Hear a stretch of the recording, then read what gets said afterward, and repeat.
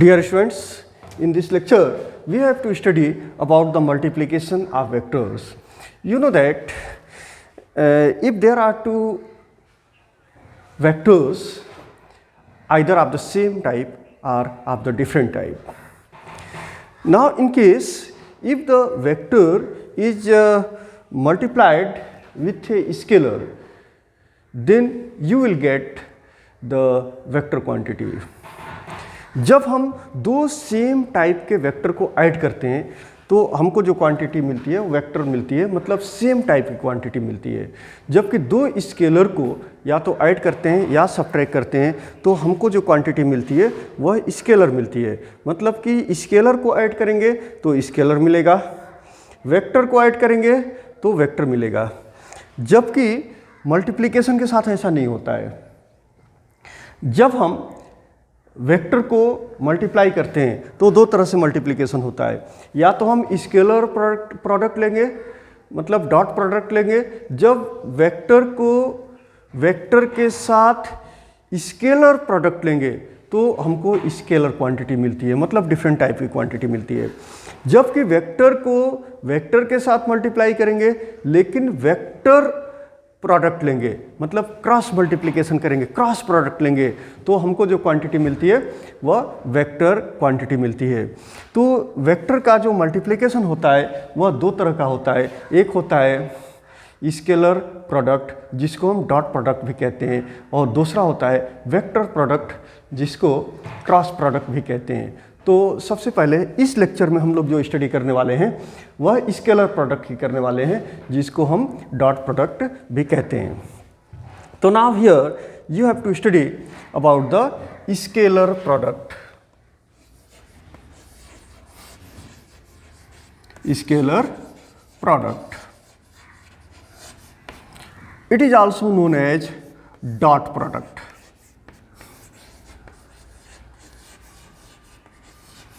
यहाँ पे जो साइन ऑफ मल्टीप्लिकेशन हम यूज करेंगे वो डॉट साइन यूज करेंगे। जैसे दो वेक्टर्स हैं ए और बी, तो उनका डॉट प्रोडक्ट अगर हमें लेना है तो ए डॉट बी। दो वेक्टर्स हैं पी और क्यू, उनका डॉट प्रोडक्ट लेना है तो पी डॉट क्यू। तो now what is the scalar product और what is the dot product? Scalar product or dot product of two vectors, that is a non-zero vectors. Suppose that there are two non-zero vectors p and q, okay? So therefore their dot product is equal to product of their magnitudes, that is p into q, into cosine of the angle between them. मान लीजिए दो vectors हैं, एक vector है P और दूसरा vector है Q। इन दोनों के बीच का एंगल थीटा है, तो इनका डॉट प्रोडक्ट कितना होगा? P dot Q is equal to product of their magnitude, मतलब magnitude of vector P that is P into magnitude of vector Q that is Q into cosine of the angle between them. इन दोनों vectors के बीच का angle theta है, therefore cos theta. Okay, in this way we can find the dot product of two vectors. Now there are few characteristics of the dot product or scalar product. So here we study about the characteristics of the scalar product or dot product. तो यहाँ पे हम study करेंगे characteristics की।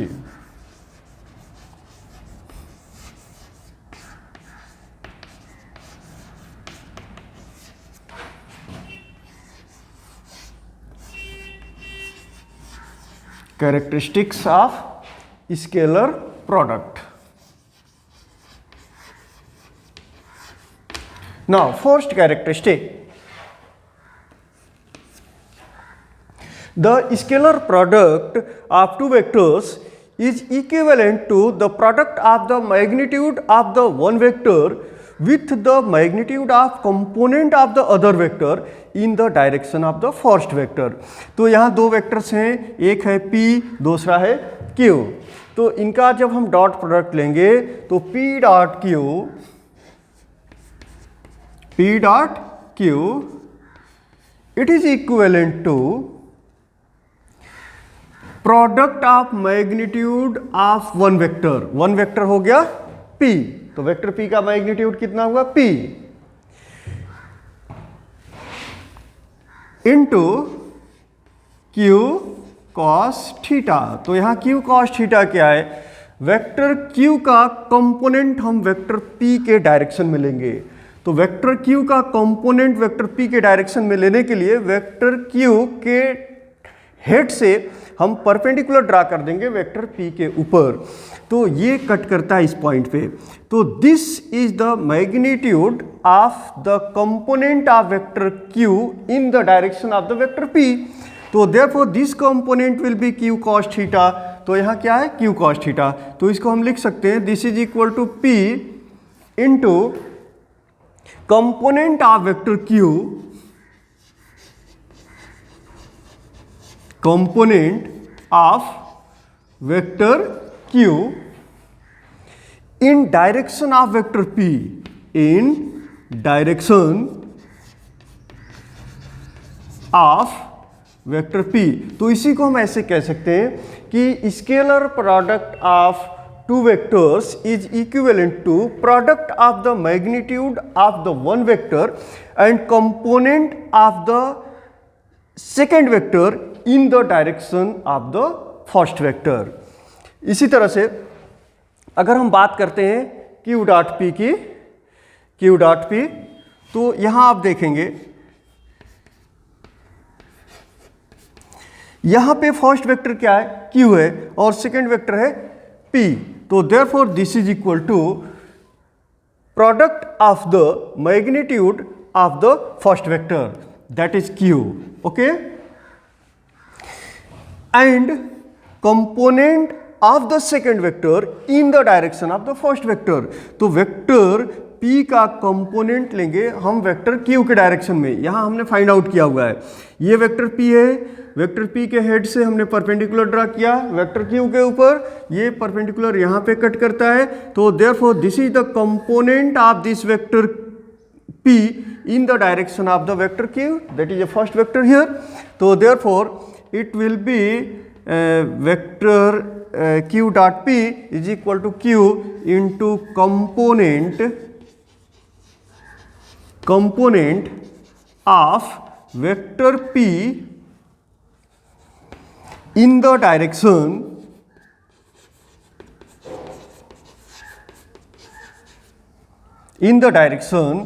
of vector Q.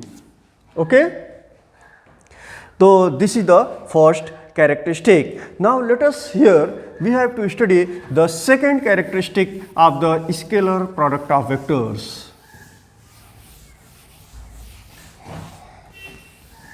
Now second characteristic is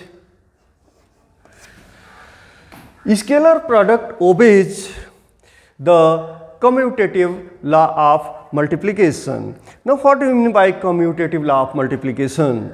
जैसे दो numbers अगर हम लेते हैं तो यहाँ मल्टीप्लिकेशन का सिंबल क्या है? डॉट है. इसलिए जहाँ भी मल्टीप्लिकेशन का सिंबल हमें लिखना होगा डॉट का यूज करेंगे. तो देयरफॉर 2 इंटू 4 स्केलर की बात अगर हम करते हैं तो this is equal to 4 into 2, 10 into 20 is equal to 20 into 10. इस तरह से हम करते हैं. लेकिन जब हम स्केलर की बात करते हैं तो यहाँ हमारा साइन ऑफ मल्टीप्लिकेशन डॉट भी होता है और अगर हम चाहें तो क्रॉस भी यूज कर लेते हैं. लेकिन जब हम वेक्टर की बात करेंगे तो वहाँ पे साइन ऑफ मल्टीप्लिकेशन भी दो तरह का होता है. जहाँ डॉट का यूज करना है वहाँ हम डॉट यूज करेंगे, जहाँ हमें क्रॉस का यूज करना है वहाँ क्रॉस साइन यूज करेंगे. इसलिए वेक्टर का मल्टीप्लिकेशन दो तरह का होता है, स्केलर और वेक्टर. तो यहाँ हम बात कर रहे हैं स्केलर प्रोडक्ट के, इसलिए जहाँ मल्टीप्लिकेशन की बात आएगी वहाँ पे हम डॉट का साइन यूज करेंगे. तो यहाँ हम बात कर रहे हैं scalar product obeys the commutative law of multiplication. Now consider here two vectors P and Q. Okay, there are two vectors P and Q. So therefore P dot Q is equal to, you know that, PQ cos theta. Okay, but Q dot P कितना होगा, this is equal to Q into P into cos theta, theta is the angle between them, that is P and Q। तो यहाँ पे दोनों equation से हम देख रहे हैं कि right hand side P dot Q का right hand side P Q cos theta है और Q डॉट P का right hand side Q P cos theta है, मतलब P Q cos theta is equal to Q P cos theta. तो therefore you can see P dot Q is equal to Q dot P, means the scalar product obeys the commutative law of multiplication. Okay, then the third characteristic is the scalar product obeys the distributive law of multiplication. What do you mean by distributive law? Distributive law में हम लोग क्या करते हैं, तीन vectors लेते हैं। Third characteristic, scalar product obeys the distributive law of multiplication.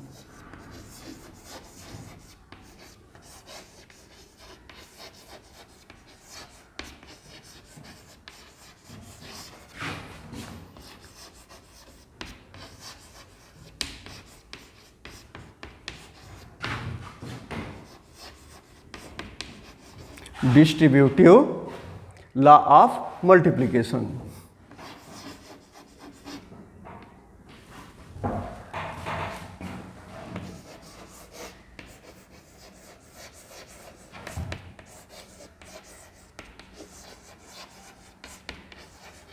Distributive law में हमको तीन क्वांटिटी लेनी पड़ती है। जैसे अगर स्केलर की बात करते हैं तो जो भी नंबर्स हैं तो नंबर तो डिस्ट्रीब्यूटिव लॉ ऑफ मल्टीप्लिकेशन को फॉलो करते हैं, लेकिन यहाँ हम वेक्टर की बात कर रहे हैं तो हमने तीन वेक्टर्स ले लिया। एक ले लिया वेक्टर P, दूसरा वेक्टर लिया Q, तीसरा वेक्टर ले लिया R। तो डिस्ट्रीब्यूटिव लॉ ये होता है कि मल्टीप्लाई करते हैं दो क्वांटिटी के सम को। तो यहाँ दो जो क्वांटिटीज हैं वेक्टर हैं और इनका सम जो है वो Q प्लस R है।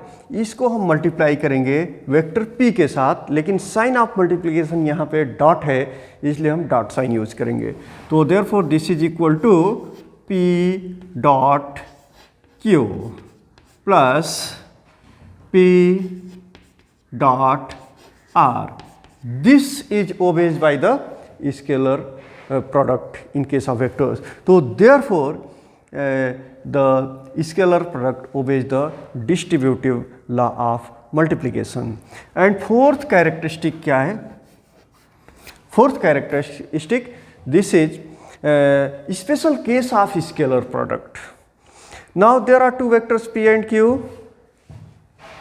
तो P dot Q is equal to PQ cos theta. P dot Q is equal to PQ cos theta. You know that.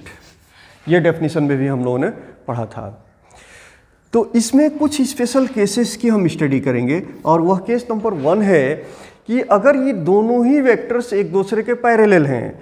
जैसे मान लीजिए कि एक वेक्टर है ये P और इसका जो हेड है ये इसका हेड है और ये वेक्टर Q है, इसका भी ये हेड है और ये दोनों ही वेक्टर एक दूसरे के पैरेलल हैं। तो इनके बीच का एंगल कितना हो गया, 0 हो गया। जबकि ये दोनों वेक्टर एक दूसरे के परपेंडिकुलर हैं तो इनके बीच का एंगल कितना हो गया, 90 हो गया। और अगर इनके हेड एक दूसरे के अपोजिट डायरेक्शंस में हैं तो इनको हम एंटी पैरेलल भी बोलेंगे और ऐसी कंडीशन में इनके बीच का एंगल कितना हो जाएगा, 180 degree.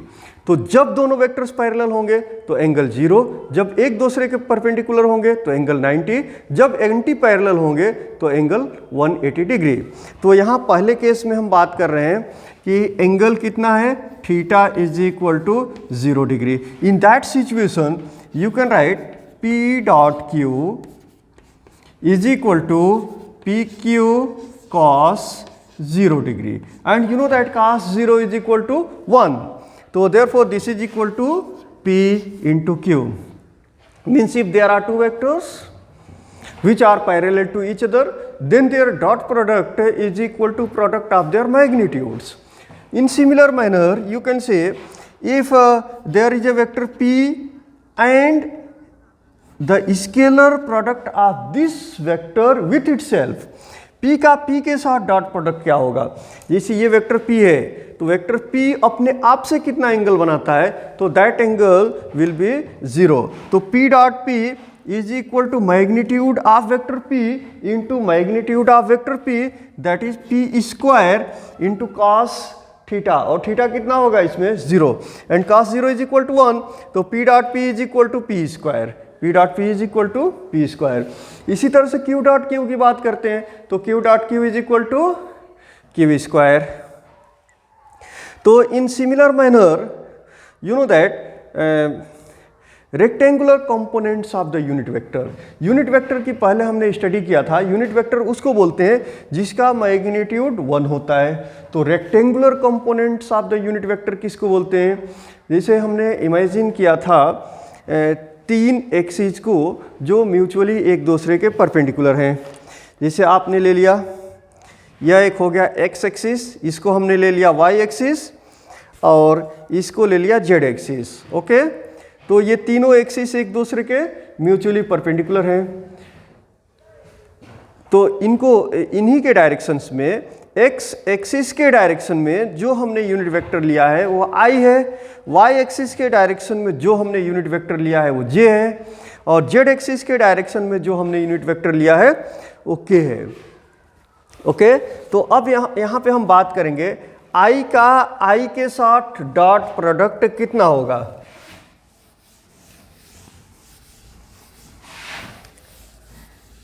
I dot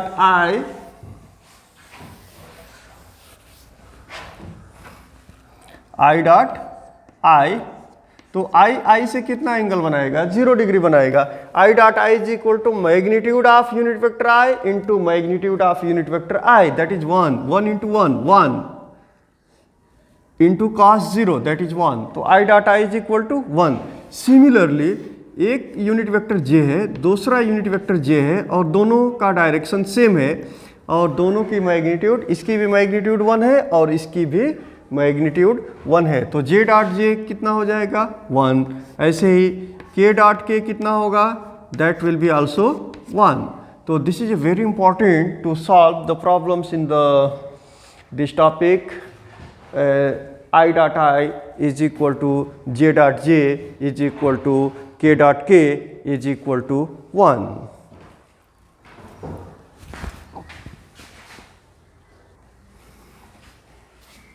Now, in second case, पहले हमने ये देखा था कि दोनों वेक्टर्स का डायरेक्शन सेम है. यहाँ हम ये बात करेंगे कि दोनों वेक्टर्स एक दूसरे के एग्जैक्टली अपोजिट डायरेक्शन में हैं. अपोजिट डायरेक्शन का मतलब क्या हुआ? एंटी पैरेलल हैं. तो therefore in that situation theta is equal to 180 degree.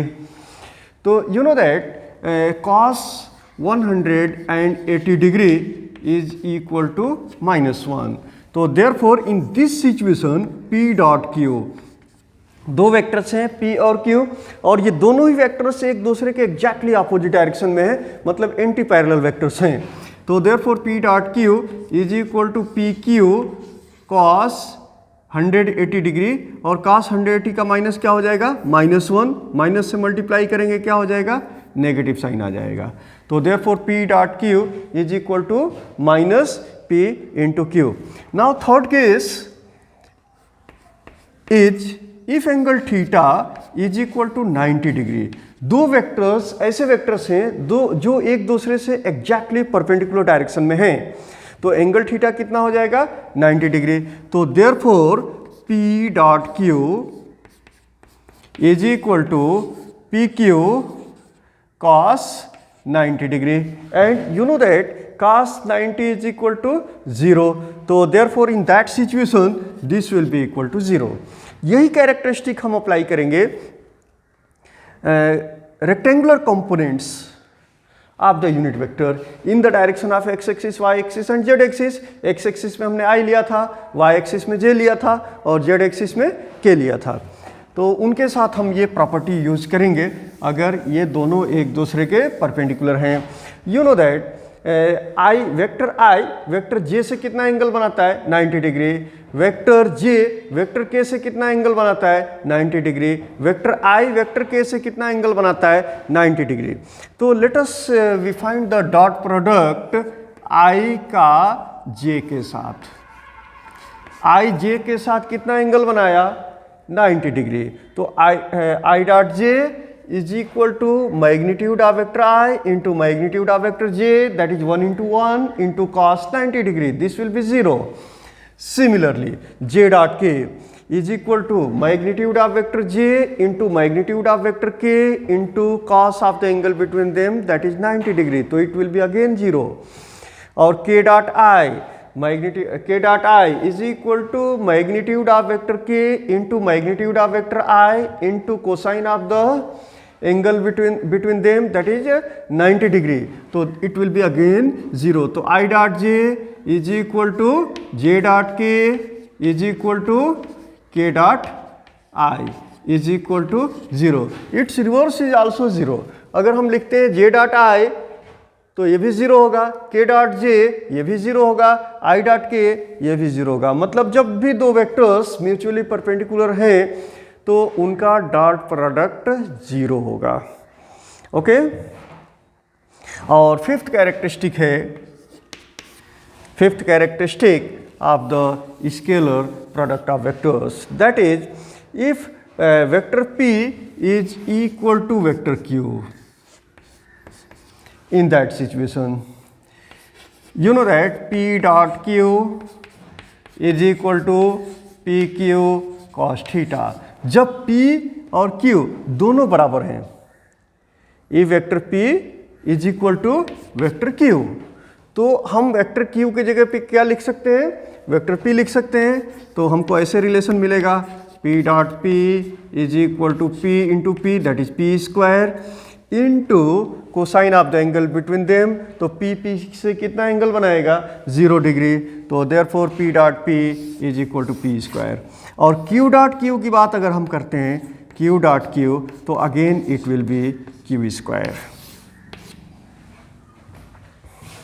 Now then we study the sixth characteristic, scalar product of vectors expressed in terms of rectangular components। rectangular components किसको बोलेंगे, unit vector i, unit vector j, unit vector k के terms में। मतलब कि x axis के direction में vector का component कितना है, y एक्सिस के डायरेक्शन में वेक्टर का कंपोनेंट कितना है, और z एक्सिस के डायरेक्शन में वेक्टर का कंपोनेंट कितना है। तो this characteristic number 6, scalar product of vectors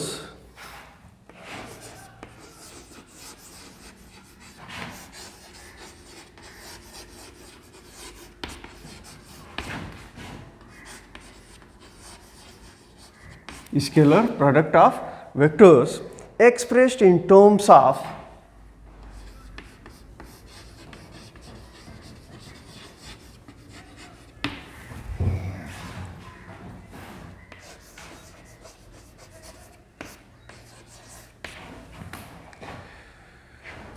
rectangular components।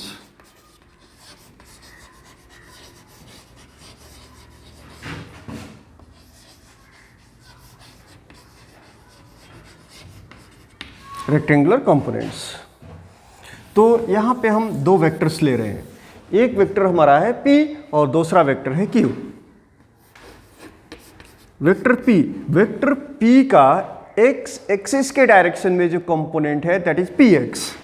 तो therefore right here px into unit vector i, इसलिए कि x एक्सिस के डायरेक्शन में जो हमारा यूनिट वेक्टर है वो i है, plus the component of this vector in the direction of y axis that is py into unit vector j, plus component of this vector in the direction of z axis into unit vector in that direction that is k। तो ये हमने express कर लिया vector p को rectangular in terms of rectangular components. अब vector Q की बात करते हैं। तो vector Q is equal to Q X into I plus Q I into J plus Q Z into K. Okay, then P dot Q की बात करेंगे हम, इसलिए कि यहाँ स्केलर प्रोडक्ट की बात कर रहे हैं। तो पी डॉट क्यू कितना होगा? तो P dot Q is equal to, हम यहाँ पे वेक्टर p लिखेंगे और वेक्टर q लिखेंगे। वेक्टर p है P X I plus P Y J plus P Z K, और दूसरा है vector q that is Q X I plus Q Y J plus Q Z K. अब इनका dot product हम find करेंगे।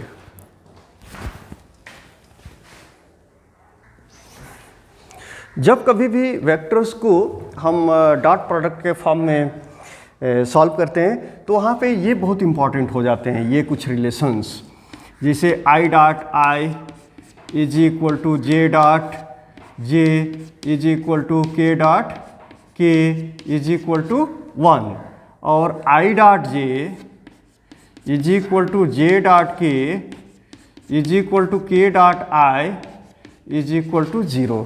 ये बहुत इंपॉर्टेंट हो जाता है। तो अब हम फाइंड करने जा रहे हैं P डॉट Q।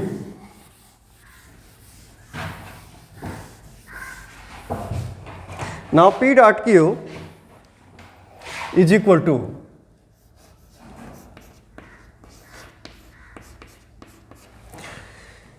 Px, पहले इस ब्रैकेट के पहले टर्म का हम यूज करेंगे और इस पहले टर्म से इस ब्रैकेट के सभी टर्म्स को उनके सीक्वेंस के आर्डर में मल्टीप्लाई करेंगे। तो पहला जो टर्म आता है क्यू एक्स आई आता है, तो P x into Q X, और यहाँ पे आई है और यहाँ पे भी आई है, तो आई डॉट आई कितना होगा? 1। तो इसलिए हमको 1 लिखने की कोई ज़रूरत नहीं है। अब हम इसी टर्म से इसके सेकेंड टर्म से मल्टीप्लाई करेंगे। तो यहाँ है पी एक्स और यहाँ है क्यू आई, तो P x into Q I और आई डॉट जे, मतलब P x into Q I, और यहाँ पे आई है तो यहाँ लिखेंगे आई, और यहाँ पे जे है तो dot J, but I dot J is equal to 0, इसलिए हमको ये टर्म लिखने की ज़रूरत नहीं है।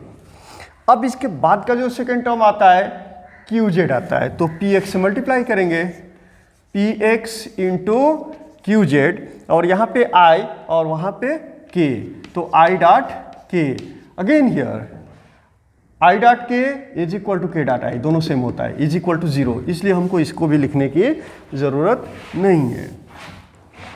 अब ये पहले टर्म से हमने सभी टर्म्स को मल्टीप्लाई कर लिया। अब हम इसके सेकेंड टर्म से मल्टीप्लाई करेंगे फर्स्ट टर्म को, तो P Y into Q X, और यहाँ जे, तो देयरफॉर जे डॉट, यहाँ आई है तो J dot I again will be 0, इसलिए हम इसको नहीं लिखेंगे। अब इससे इसके सेकेंड टर्म को मल्टीप्लाई करेंगे, तो this will be P Y into Q I और J dot J is equal to 1। ओके, तो ये 0 नहीं होगा, अब प्लस आ जाएगा। अब सेम टर्म से मल्टीप्लाई करेंगे ये थर्ड टर्म को, तो क्या हो जाएगा? P Y into Q Z into J dot K again will be 0, तो इसको भी नहीं लिखेंगे। अब आ जाते हैं थर्ड टर्म से, तो अब ये थर्ड टर्म से फर्स्ट टर्म को मल्टीप्लाई करेंगे, तो क्या मिलेगा? P Z Q X into के डॉट आई कितना हो जाएगा? 0, इसलिए हमको इसको लिखने की ज़रूरत नहीं है। अब पी जेड क्यू आई और के dot J, it will be again 0, तो therefore it is not important to write in the expression because this is 0। और पी जेड के, तो पी जेड से क्यू जेड को मल्टीप्लाई करेंगे, P Z into Q Z, और यहाँ के है और यहाँ भी के है, तो के डॉट के that is equal to 1 according to the given relation. So this is the dot product of two vectors and which are expressed in terms of rectangular components of the vectors. तो दो vector दिए गए हैं P और Q, तो उनका dot product जो होगा P dot Q is equal to Px QX plus Py Qy plus Pz Qz. Okay, then this is very important to write in terms of same vector. जैसे दो vectors हैं और दोनों ही same vector हैं, जिसे मान लीजिए कि वेक्टर P का P के साथ डॉट प्रोडक्ट कितना होगा, तो P का P के साथ, तो यहाँ आप देख रहे हैं कि यहाँ x कंपोनेंट तो Px होगा और यहाँ वेक्टर दूसरा वेक्टर भी P ही है, इसलिए यहाँ क्या आएगा Px आएगा, तो ये हो जाएगा Px स्क्वायर प्लस यहाँ भी वैसे ही है Py और Py आएगा, इसलिए कि दोनों वेक्टर P हैं, P का P के साथ डॉट प्रोडक्ट हम फाइंड कर रहे हैं, तो ये हो जाएगा Py square plus Pz square. And you know that P dot P is equal to P square, इसके पहले हमने फाइंड आउट किया था P dot P is equal to P square. क्यों P square? P dot P is equal to magnitude of vector P into magnitude of vector P into cosine of the angle between them, that is 0 degree, therefore P dot P is equal to P square. तो you can write this is equal to P square. तो आप ऐसे लिख सकते हैं P square is equal to Px square plus Py square plus Pz square. Therefore P is equal to under root Px square plus Py square plus Pz square. ये बहुत important है जब कोई वेक्टर दिया हुआ है और उसका हमें मैग्नीट्यूड फाइंड करना है. जैसे मान लीजिए कि एक वेक्टर दिया गया है और वह गिवन वेक्टर है P is equal to 4i plus 2j minus 5k. Okay, और किसी ने बोला क्वेश्चन इस फॉर्म में दिया कि आप इस वेक्टर P का मैग्नीट्यूड फाइंड करो, तो magnitude of this vector is equal to under root, यही फार्मूला हम अप्लाई करेंगे, Px square plus Py square plus Pz square under root में लेंगे. तो यहाँ पे Px कितना है 4 है, तो 4 का स्क्वायर ले लेंगे, और यहाँ पे Py कितना है 2 है, लेकिन यहाँ पे साइन के साथ लिया जाता है तो प्लस ही है, कोई प्रॉब्लम तो है नहीं, तो 2 का स्क्वायर ले लिया, और प्लस यहाँ Pz की वैल्यू कितनी है -5 है, -5 नॉट +5, -5 है, ये साइन के साथ लेंगे, तो -5 का स्क्वायर. इस तरह से कोई भी वेक्टर रेक्टेंगुलर कंपोनेंट्स के फॉर्म में दिया हुआ है तो उसका मैग्नीट्यूड हम फाइंड कर सकते हैं.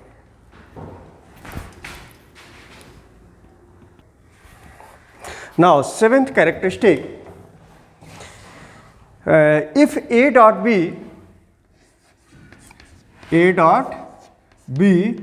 is equal to B dot C, या A dot C,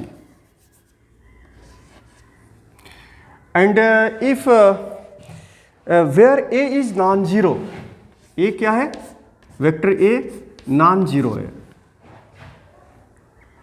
तो it is not necessary that B is equal to C. इसका मतलब ये नहीं हुआ, सिर्फ एक ही मीनिंग नहीं निकलता है कि B is equal to C. जैसे फॉर एग्जांपल के लिए हमने दो वेक्टर्स ले लिया A B, for example A B और C, तीन वेक्टर्स लिया A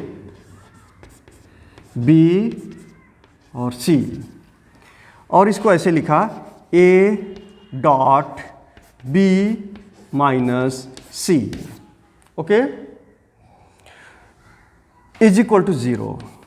तो it does not means only B is equal to C. इसका मतलब सिर्फ एक ही नहीं निकलता है, इसका मतलब कि B is equal to C है, B is equal to vector B is equal to vector C, means B minus C is equal to 0. B minus c is equal to 0. It does not means only this statement, but another statement may be. That statement is vector A and B minus C are mutually perpendicular. Vector A और vector B minus vector C ये दोनों क्या है, आपस में mutually perpendicular हैं, और जब म्यूचुअली परपेंडिकुलर होंगे तो उनका डॉट प्रोडक्ट ऑटोमेटिकली 0 हो जाएगा। तो यहाँ पे दो स्टेटमेंट हो सकते हैं, वेक्टर A और वेक्टर B माइनस C दोनों म्यूचुअली परपेंडिकुलर हैं, या फिर B minus C is equal to 0।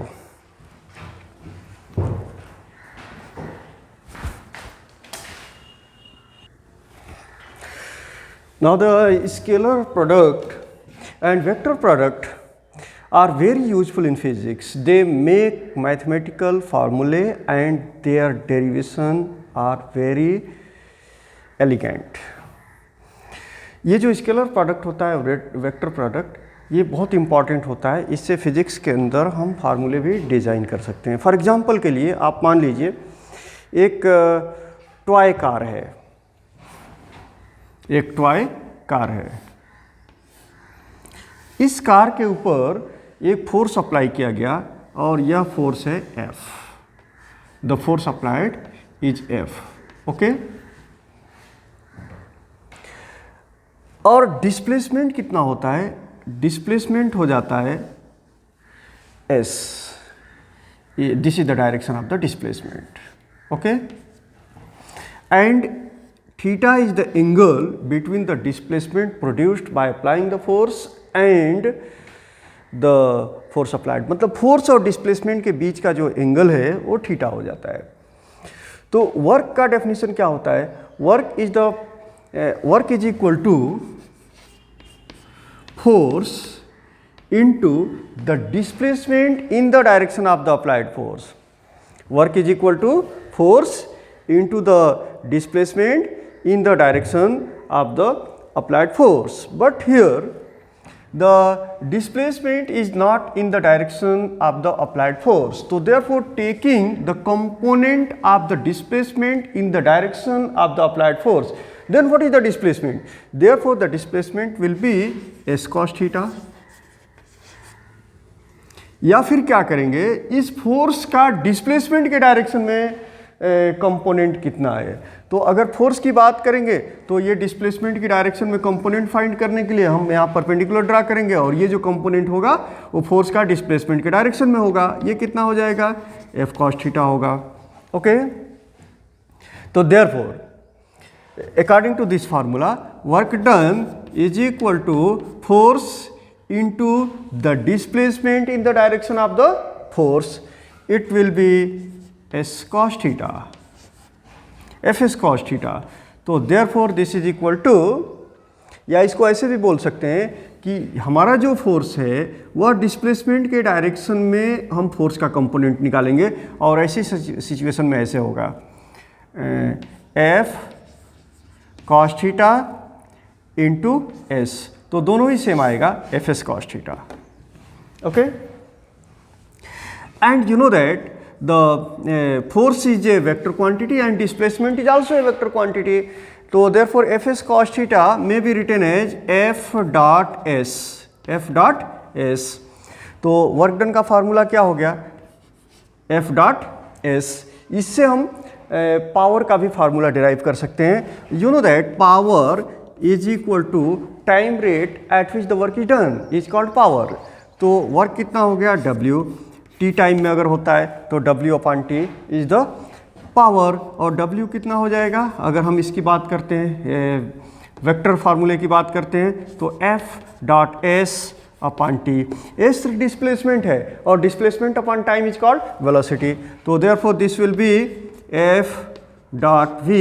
तो therefore you can design the formula by using the scalar and many formulas are designed with the help of scalar product and vector product, and these are very useful in the physics. Thank you.